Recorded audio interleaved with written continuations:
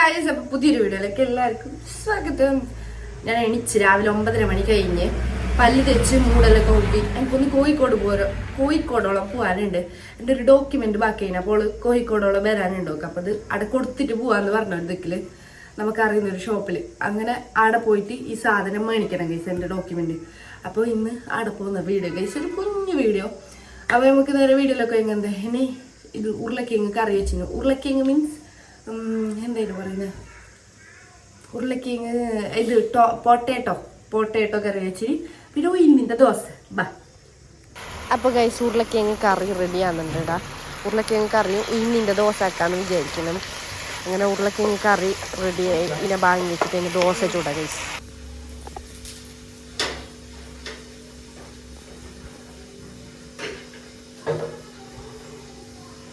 ഉഴുന്നിൻ്റെ ദോശ ഞാൻ കഷ്ടപ്പെട്ടിട്ട് മറ്റേ ഫ്രിഡ്ജിന്റെ മീത്ത് ഒരു ബോട്ടിൽ വെച്ചിട്ട് ഞാൻ വീഡിയോ എടുക്കുന്നുണ്ട്. പണി നോക്കാം, എൻ്റെ അവസ്ഥ നോക്കാം. ഇത് ഞാൻ ഇന്നലത്തെ അരിപ്പിട്ടിത് ഇത് ഫ്രിഡ്ജിൽ തന്നെ വെച്ചിട്ടുണ്ടായി. അപ്പൊ അവർക്ക് ഒരു 2-3 ദിവസത്തേക്കെല്ലാം എത്തുക. 2 ദിവസം മതിയാണ്.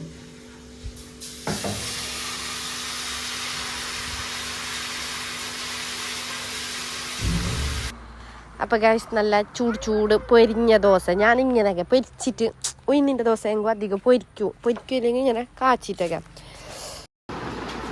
Guys, I am ready.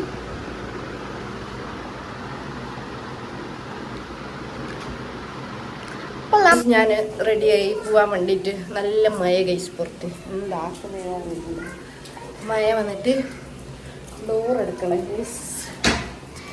അപ്പോൾ അങ്ങനെ ചായ കുടിച്ചിട്ട് കഴിയുമ്പോൾ തന്നെ കുറച്ച് മഴ പിരി മഴ ഞമ്മ അങ്ങനെ ചെല്ലും. പിരി മഴ അങ്ങനെ റോഡിലൊക്കെ കുറച്ച് നടക്കണമെങ്കിൽ ഇത് ഞമ്മ പോകുന്ന റോഡ് ഇതിലേ കൂടിയിട്ട് കുറച്ച് നേരം നടന്ന് എന്ത് പറയുന്നത് ചെറുങ്ങനെ മഴ പെയ്തുകൊണ്ടുണ്ടായിരുന്നു. മേക്കപ്പെല്ലാം ഒലിക്കോ എന്നൊക്കെ ഒരു ടെൻഷൻ ഉണ്ടായി. റിച്ചയാ വണ്ടി എന്തെങ്കിലും കിട്ടണമെങ്കിൽ കുറച്ച് റോഡിലൊക്കെ നടക്കണോ, അടുത്തേക്ക് വരല്ല വണ്ടി, ഹൈവേൻ്റെ സൈഡ് പോകണം. അങ്ങനെ ഇത് നമ്മളെ കാസർഗോഡ് വലിയ ഫോണൊന്നും ഇല്ല, മഴ ആയതുകൊണ്ടെന്ന് തോന്നുന്നു.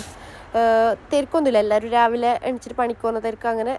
അങ്ങനെ എല്ലായിട്ട് റെയിൽവേ സ്റ്റേഷനിലേക്ക് എത്തുമ്പോൾ എന്ത് ട്രെയിൻ കുറച്ചും കൂടി വൈകിട്ട് കാണിക്കുന്നുണ്ട് ട്രെയിനിൻ്റെ ആപ്പിൽ. അങ്ങനെ ഞാൻ കുറച്ചും കൂടി കാത്തി. ഇത് മറ്റേ കരിക്കട്ട കൊണ്ടുവന്ന വണ്ടിയാന്ന് തോന്നുന്നു, എനിക്ക് അറിയാലോ. നേരെ പണ്ടെല്ലാം പറയും കരിക്കട്ട കൊണ്ടുവന്നെന്നല്ലേ പറയും അമ്മേൻ്റെ പറയല്ലോ. അപ്പോൾ ആ വണ്ടി ട്രെയിന് പോകുന്നുണ്ടായി ഗുഡ്സ് കൊണ്ടുവന്നത്.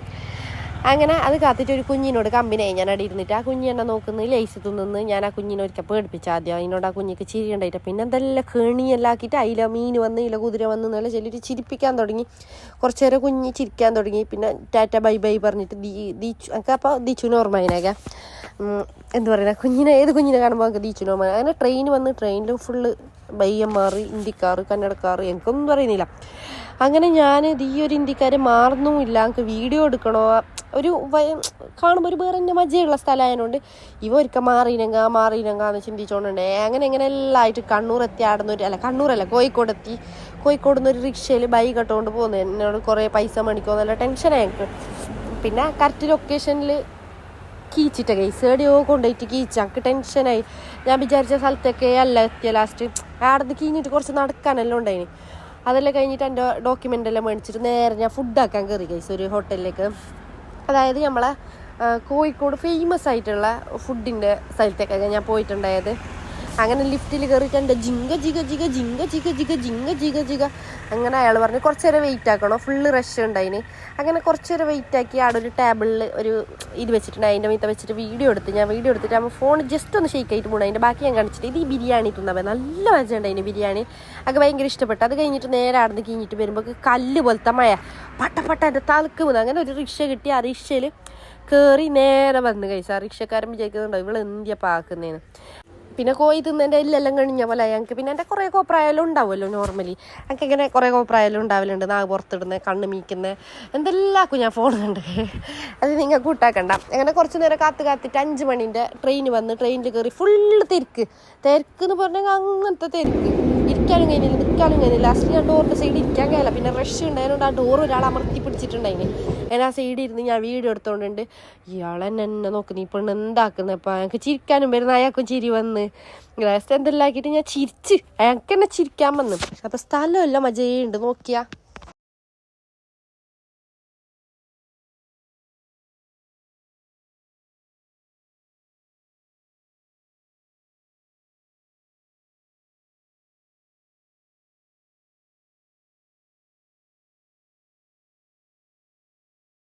അങ്ങനെ ഗൈസ് ട്രെയിനിൽ കുറേ ആൾ ഇതാരും അറിയാലോ, അയാൾ ചാർജിക്ക് വെക്കാനെല്ലാം നോക്കുന്നുണ്ട്. എനിക്കറിയാലോ ആരെന്ന്.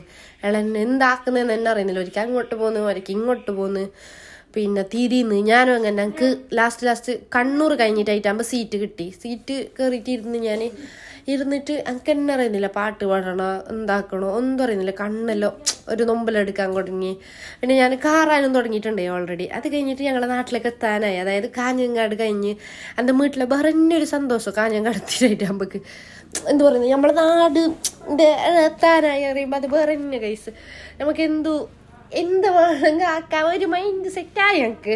എന്ത് കഥ ഒന്നും അറിയില്ല. അങ്ങനെ എത്തിയിട്ടായിട്ട് കുറേ ആൾ അപ്പുറത്തെല്ലാം ഇരുന്നിട്ടുണ്ട്. ഞാൻ നേരെ സൈഡിലേക്ക് ഒരുക്ക തിരിക്കുന്നു, ഇപ്പുറത്തേക്ക് ഒരുക്ക തിരിക്കുന്നു. അങ്ങനെ കീയാനായി ഡോറിൻ്റെ അടുത്ത് വന്ന് എൻ്റെ ബാഗും പാക്കെല്ലാം തൂക്കിയിട്ട് ബാക്കിൽ ആരോ ഉണ്ട്. എന്ത് കഥ, ഇവള് മറ്റേ ആമ്പളൊക്കെ ജുംബ്ലൊക്കെ ചമ്പള ഞാൻ എന്ത് പറയുന്നതെന്ന് എനിക്കറിയില്ല കൈ. അങ്ങനത്തൊരവസ്ഥയാണ്. അങ്ങനെ നമ്മളെ കാസർഗോഡ് ബോർഡ് കാണുമ്പോൾ നമുക്കൊരു രോമലടിക്കുന്ന കൈസ്. കുറേ കൊല്ലമായിട്ട് നാട്ടിലേക്ക് വരാത്തവർക്കെല്ലാം ഒരു വേറെ എന്ത് പറയുന്നത് ആ ഒരു സംഭവം ഉണ്ടാകുന്നില്ലേ. എനിക്ക് അത്ര തന്നെ 4-8 മണിക്കൂർ എന്തോ ആയത്.